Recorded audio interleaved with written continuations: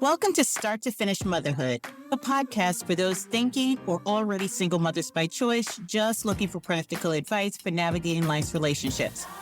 When you decide to have children on your own, it doesn't mean that you're completely alone. I'm Aisha Jenkins, and I'm partnering with you every step of your journey. So hi, everybody. I'm here today with a lovely guest. This is a friend to the community. This is a friend of mine in real life.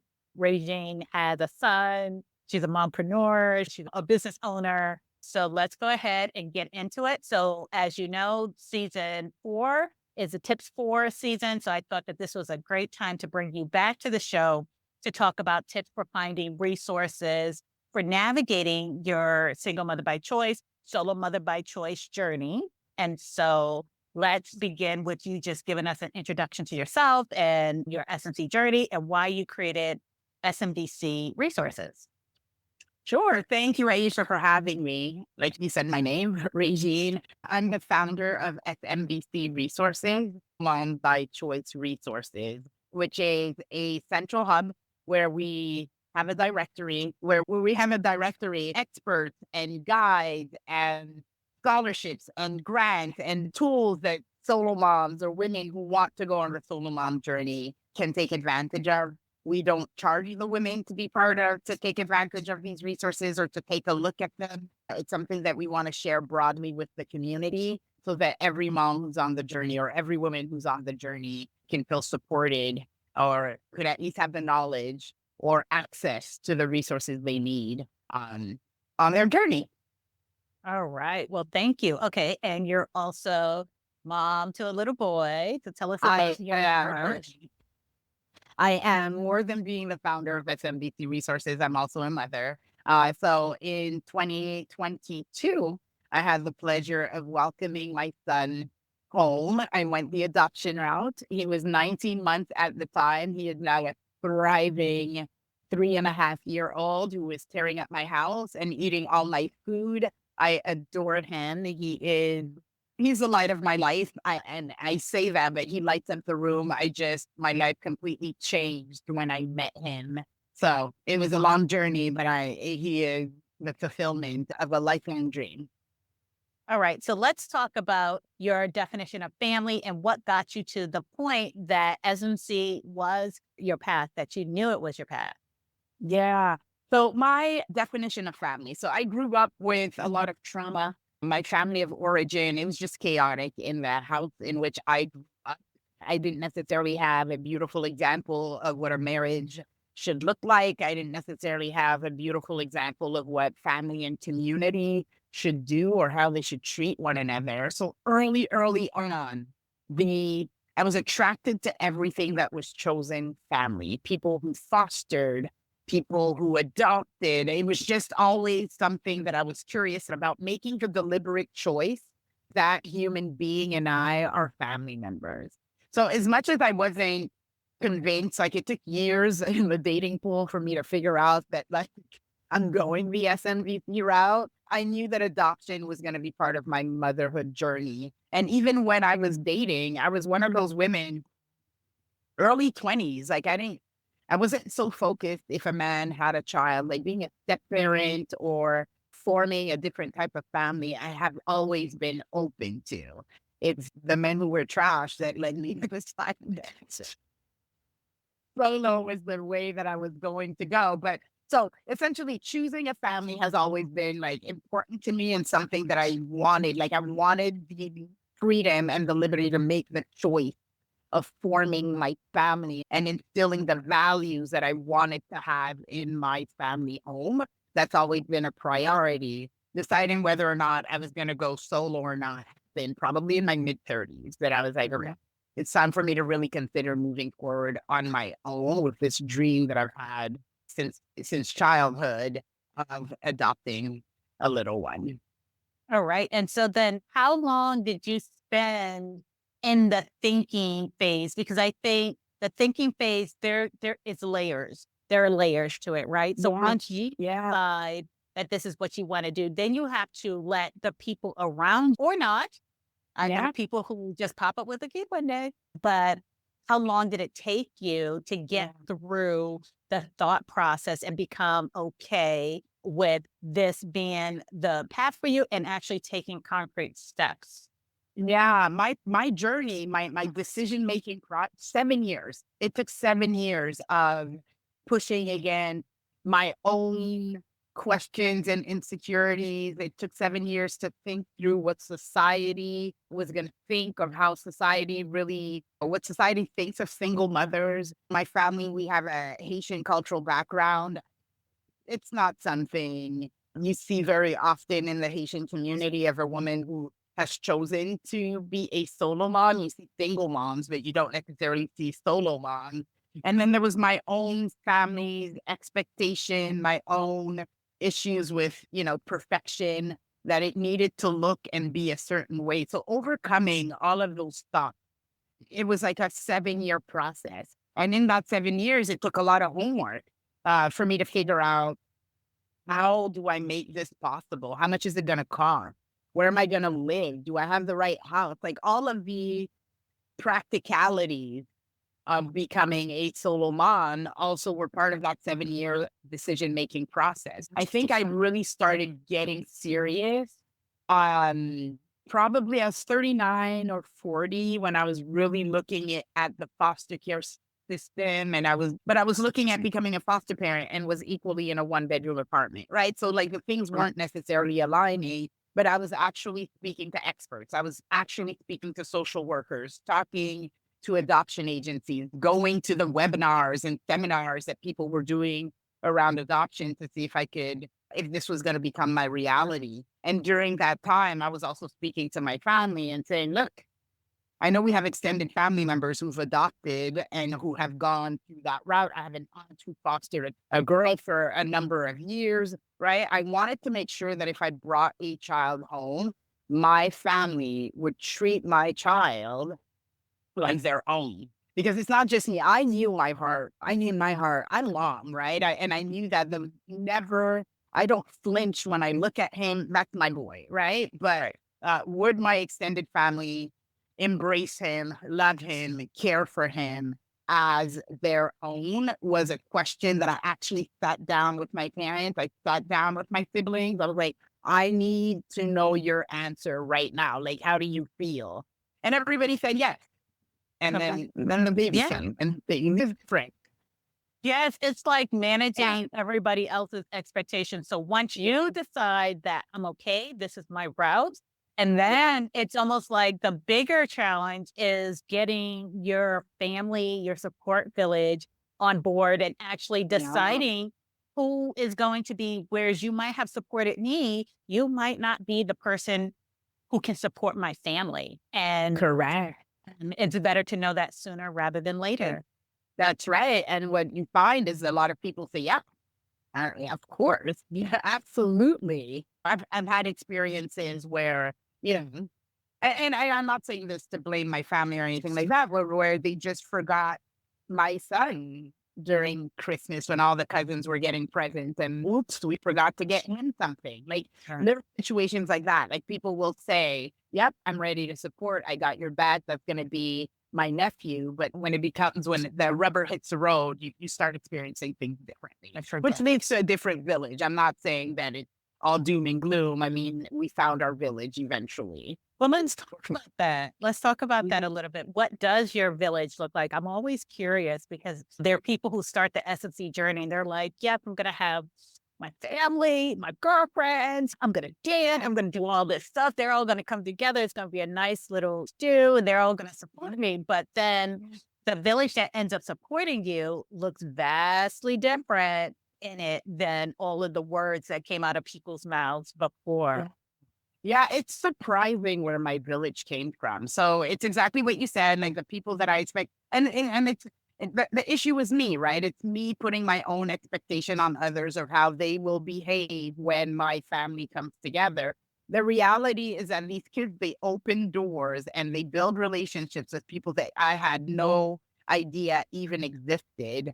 And that allowed us to meet certain people, and my village came about completely differently. One of my really good friends who's part of my village was my brother's ex, who's also a single mom who lived like in the area where I live. I hadn't seen her in 30 years. How was I supposed to know that our kids would be approximately the same age?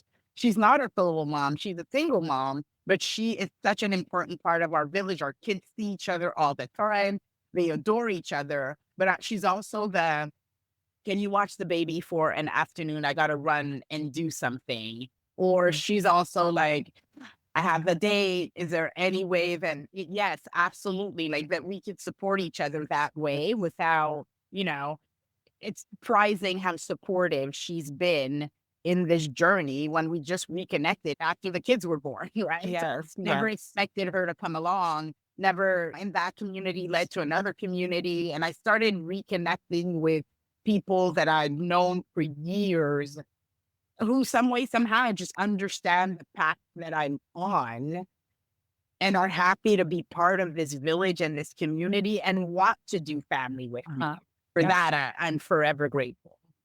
And I don't think that we appreciate enough the transformation we go through as individuals, right? Because you shift as a person, your brain shifts, your chemistry shifts, your focus shifts. And I used to be Jane on the spot, Keisha on the spot. I would be on time all the time, pulled together. And now I'm just, Lord, you're about to get whatever rolls out the house. So That's right. That's right. And the people who love you for it and through it and in it are exactly who you want to be part of your or village. you will find your people. You will find your feeling people. there. You know what I'm saying? And it's okay for me to just grab that oatmeal and be like, it's okay, girl. Just go on. We're fine. We're fine. Nobody's looking at the oatmeal anyway. And those people, So there's a ton of stuff that we could talk about with parenting, highs and lows, joys and pain, making space for other humans. But before we get too far into those conversations, they'll come out when they come out. But let's talk about the SMBC resources that you put together, because I think it's really important. I know when I was going through, when I was considering adoption, whether I was considering ART, artificial reproductive services, it was still coming out of my pocket. I was still a single person on this journey looking for resources. And when I say resources, I didn't even know what terms to Google. So I'm like, you have this idea in your head what you want to do. So can we talk about SMBC Resources, why you created it, and then who's the focus, who's your target, and let's get into that.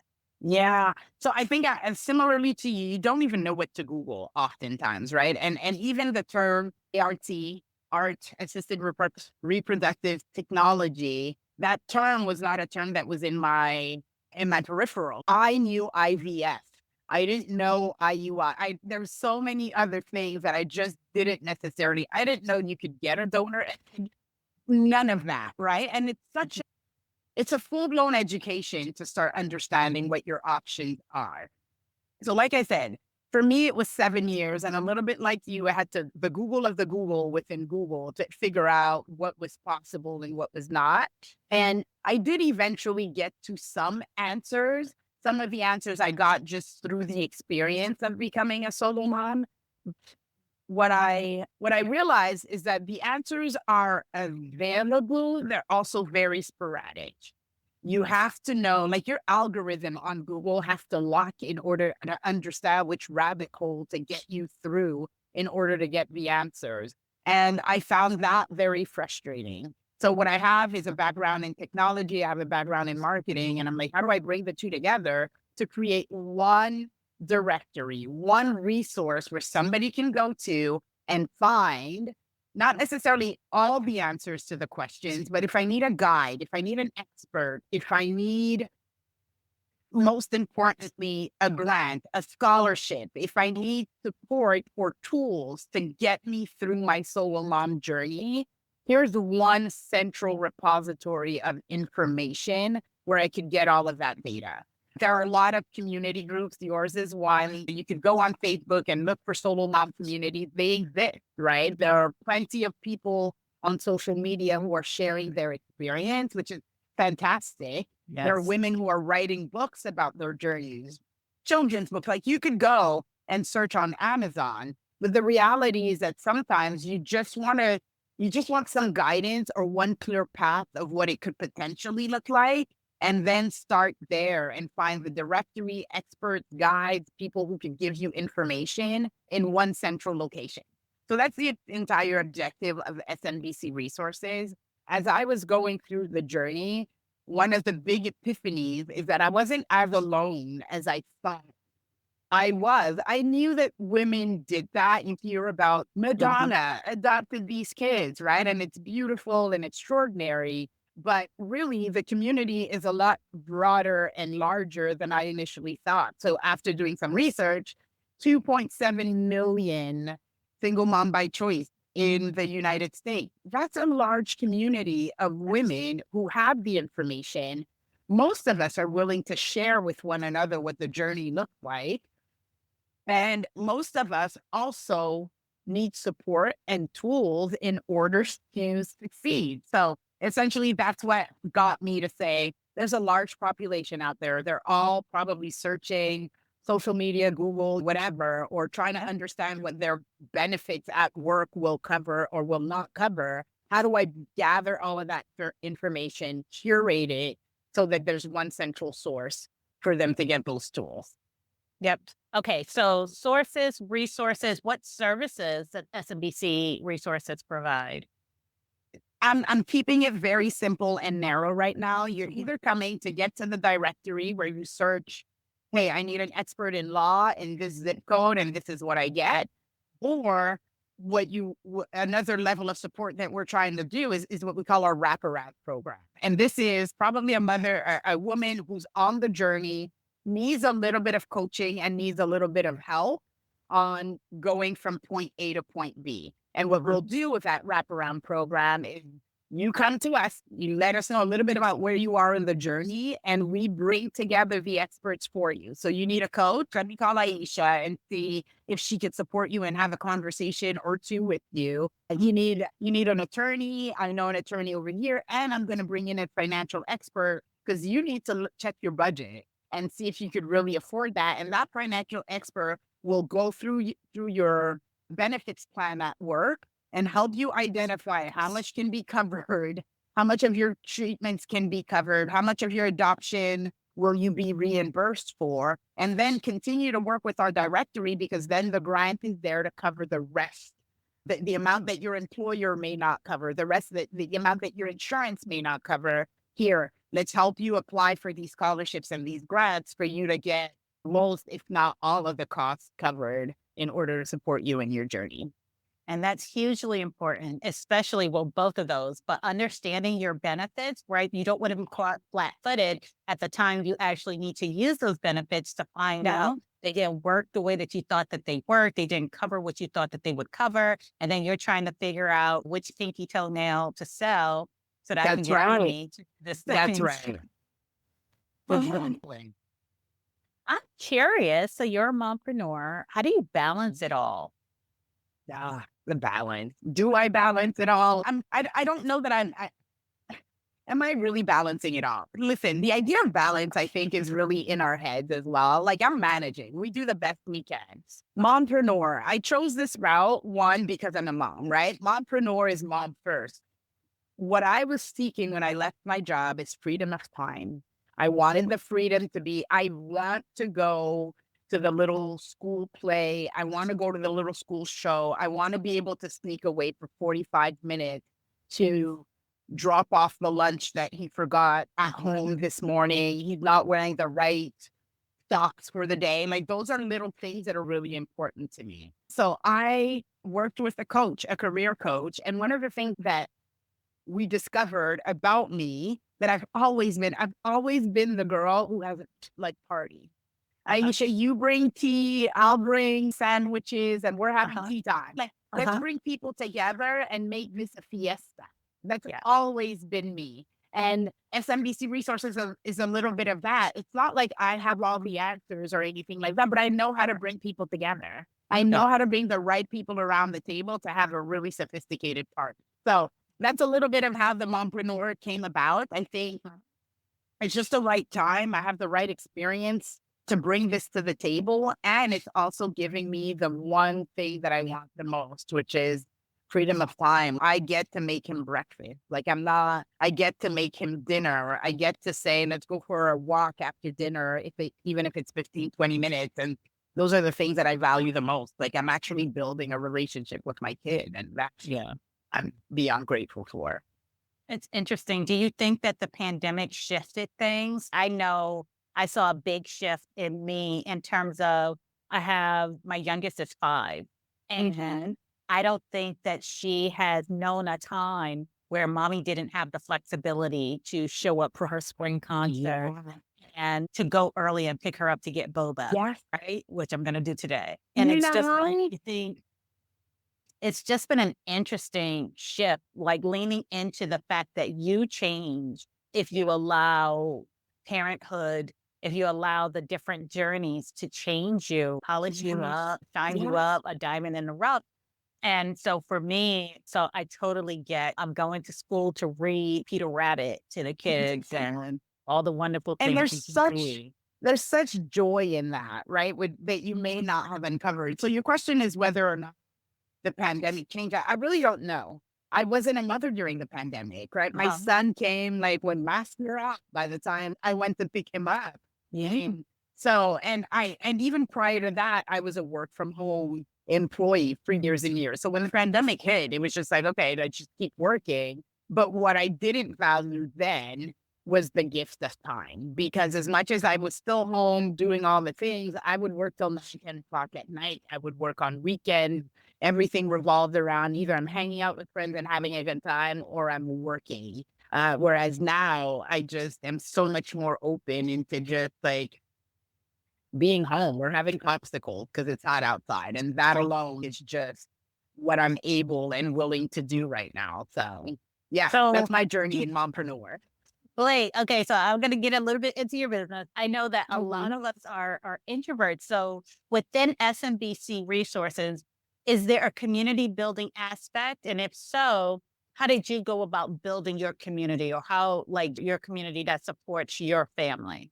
Yeah, no, there is no community aspect. What I want to do is point to the communities that already exist. I didn't feel a need to necessarily reinvent the wheel. I know you have a community. I'm part of it. I love it. I'm on there every other day, have an opinion or something. And I think that is part of our mission, that we're not necessarily here to provide a service. I'm not reinventing something that's already working. I think you have a great community. I speak to those women all the time.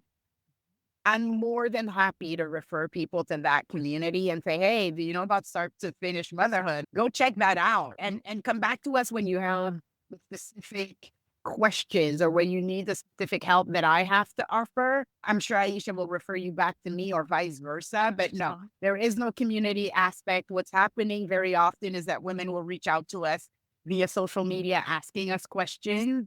And exactly what I just said. I'm either pointing to an expert or a guide that's listed in our directory, or I'm pointing them to a community that's already in existence and saying, pose that question on that channel and see if you can get an answer. Yes, I love it, because people will, after the episodes, I will get emails, like, especially I've been really focused with this podcast series on spotlighting adoption stories. And I have found a lot of people will ask, what agency did they use? Did they navigate this? And so is that a resource? Is that in the directory? Because I think when you're looking for an adoption agency as a solo parent, I tend to say, look for something that is LGBTQIA friendly. Look for something that is supportive and will cater to trans parents, right? So do you have that in your directory as well? In my directory, I have more adoption coaches. The reason why my adoption story is a little bit traumatic in the sense that I won't name the agency that I went through. I didn't think they necessarily did me justice. I also uncovered like the adoption industry is an industry. It's not as pretty as we see it in the movie. So I'm a little, for now, until we can vet these agencies and until we know that they are credible, until we know that they will really support solo moms in the way that we feel solo moms should be supported, we're staying away from listing agencies unless we've had a conversation with them that we've really vetted them and we know for Yeah. a fact that these are people that we feel comfortable referring solo moms to. It could change. I'm not saying that in a year or two we won't be listing Uh-huh. agencies, but for the time being, we're investing where you can get the right relationship or the right tool to get you Yeah. to the point where you need to go. Yeah, totally makes sense. On season 3, I had an adoption coach on the show. And so, yeah, so very similar in that we want to walk with you and help you navigate, but we can't really be 100% to. And if I'm going to direct somebody to you, I know that you were vetted and I That's right. know, right? And so I know Yes. what I know. Okay, so Regine, what's up next for you? We talked a little bit about you running for Congress. You So let's talk about let's talk about what motivates you, like what you're passionate about, what keeps you up at night as you do this work. Because I'm going to preface this and just mention again, I am not running for Congress.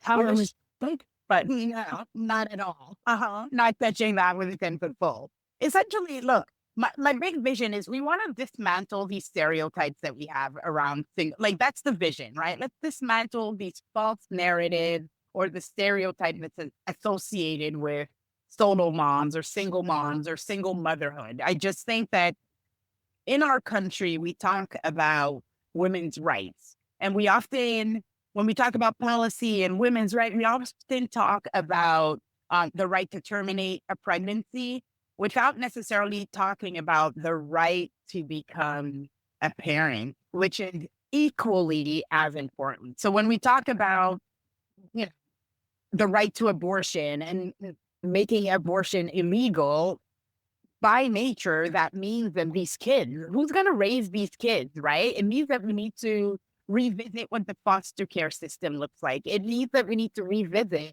what the adoption industry looks like. While I was on my own journey, I experienced, I can't remember the exact number, but there were a number of grants and scholarships that I went to as a solo parent trying to adopt that I was rejected for because these people would not offer grants, they would not offer scholarship, they would not offer support. People who were single, people who were unpartnered, not married, all of the things, right? I encountered that, and it felt so wrong to me that we had 400,000 children on a daily basis in the US in the foster care system. That's the average number. There are, on average, about 175,000 foster care homes, like homes that are certified to be to offer foster care. And we're saying that a single woman cannot come in and foster one of these kids, or a single woman cannot come in and adopt one of those children who are all out there looking for love, looking for home, looking for care, which is exactly what I'm able to offer. So my grand vision is that we change that, we shift the cultural perception of what solo parenthood is. I want to be part of changing what the definition of family is. The patriarchy has ruined these wonderful, beautiful families that are in existence. We know they exist. You will have one. I have one. And I think that I would love to be part of that. I would love to one day, as much as I'm not running for Congress, but sit down at Congress and really speak about who we are as head of households, who we are as mothers and as parents who are bringing up these kids who are successful, happy, well-educated, well-rounded, right? And who are becoming amazing citizens of the planet, really. Mhm. Well, on that note, I mean, what more needs to be said? So, Regine, thank you so much for sitting down to talk to me. Where can our listeners find you? Where can they access your directory? Sure. The directory is on our website, SMBCresources.com, all in one word, solo mom by choice resources. If you Google that, you should get to our website. SMBC Resources is also our handle, Instagram, Facebook, TikTok. I invite any woman, reach out, ask questions. If you're not finding the resource that you need, let us know. If you know of a resource that you've utilized in your journey, let us know. We're more than happy to go do the research and figure out if it's still in existence, if it's valuable, and if they're still supporting us. If you're an expert who supports solo moms as well, and you want to be featured on our directory, also reach out, right? If you're offering coaching services, you're an attorney, you're a financial coach, whatever it is, financial planner, CPA, let us know. I think there's an opportunity to have all of these businesses listed on the directory as long as they're willing to support women who are on the SMBC journey like you and I. All right. Well, there you have it, listeners. Regine, thank you again, and we'll talk soon. Thank you.